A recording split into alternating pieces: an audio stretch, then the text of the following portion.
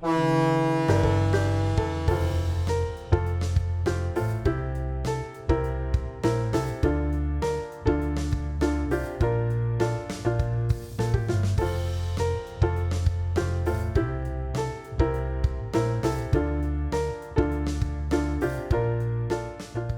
genesis of this whole thing really had to do similar, it had to do with family values.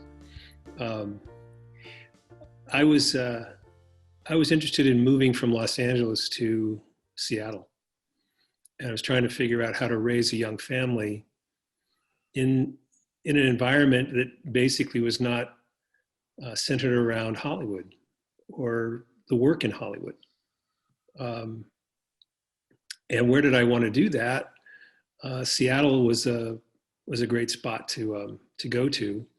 It had not really the weather I was looking for, but certainly the kind of the lifestyle out in the woods and near the ocean, all in one. It's a little like living in a terrarium. The idea of living on Bainbridge Island, for instance, where the ferry boat is an integral part of your life because it's the only way you can really easily get to and from your house to downtown Seattle. And it's a bedroom community, and it's a 6-mile run, but it's all across the water. So it's like having a moat out in front of your place. And, you're sharing the island with a bunch of people that are all different backgrounds. There's type A personalities that had to reform themselves because they were controlled by this ferry boat. So you really can't control the ferry system, and you can't control the weather. So moving around, if you lock yourself on an island, pre-COVID, that's pretty dramatic stuff. If you're somebody who's got to keep a schedule, My brother-in-law, who's also is an assistant director in the Directors Guild, we'd worked together, and so we took off up there to do some research. And we rented the daylight basement of a house family, the Morrison family, and their daylight basement had a sliding glass door that looked right over onto the ferry dock on Bainbridge Island. And so we were sitting there watching these boats come in and out, listening to the horns, how often they honked them.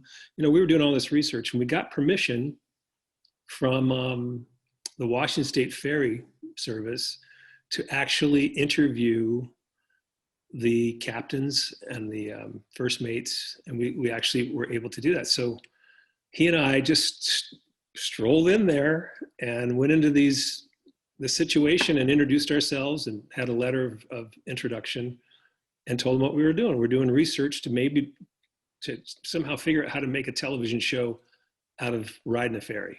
That was basically it. The aha moment came when my brother-in-law actually came up with the title. So he was the one that actually said, it's a story about here to there, wherever that is. I think what I liked about the whole idea when you pitched it to us, when we met, you threw this idea at us, was that, it was a very standard 3-camera sitcom, right? Which, I'm always been a fan of those, but that as a workplace comedy, there's the staff, the commuters, but there was still a lot of room for all the other passengers who weren't regulars, and the interaction that those non-regulars had with both the staff and the regulars. I like the idea that it was a little more realistic to me, because as Len knows, the one thing I cannot stand about workplace comedies is they don't work. They stand around and talk. Right. And you can't do that if you're really right. at work. Especially when you're working with the public, you cannot just stand there and have your own conversations.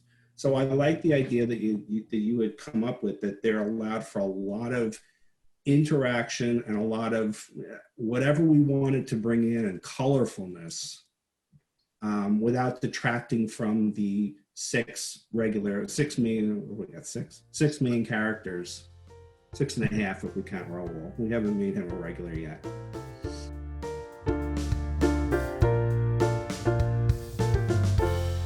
Writers write what they know, and I mean, you guys nailed it.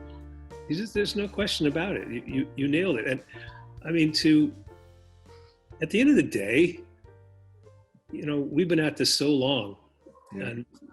and you guys, I am just so hopeful we can monetize what all this you have done, because it's, how many times did you rewrite the pilot?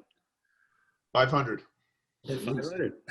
Okay, so you've done 500 pilots with the same characters. Yeah, you know what though? I mean, again, that goes back to what we had such a huge learning curve, and writing what we thought we would sit together and think was a great pilot, and then you would tell us, your notes would be, at first you're like, really? And yeah, he's right. And we had to change it for the better. Then each pilot got subsequently better. And again, that's where learning and the Well, think about it. You didn't know the characters when you first wrote them. You had an idea of how they were going to act. And when you got to script 22, you knew exactly how they're going to act. Yeah. So you could go back and write script 1 with the history of all of the things you'd already done with them. So that's pretty much how it happened. Well, the thing you had us do, which actually made sense, it didn't take time, but we wrote a bunch of episodes and then went back to the pilot. Yeah.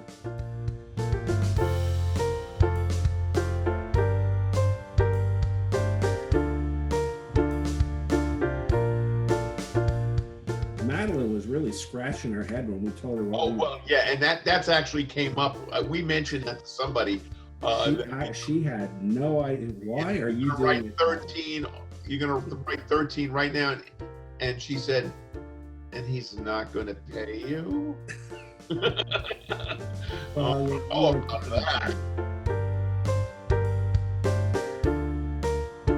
Desi was that guy, he was a guy when people said, why? Desi would say, why not? Right? Now, and I learned that. I mean, that's what I got. It's like, why not? I think the one episode that we had written, and I had the idea of the competitive eaters.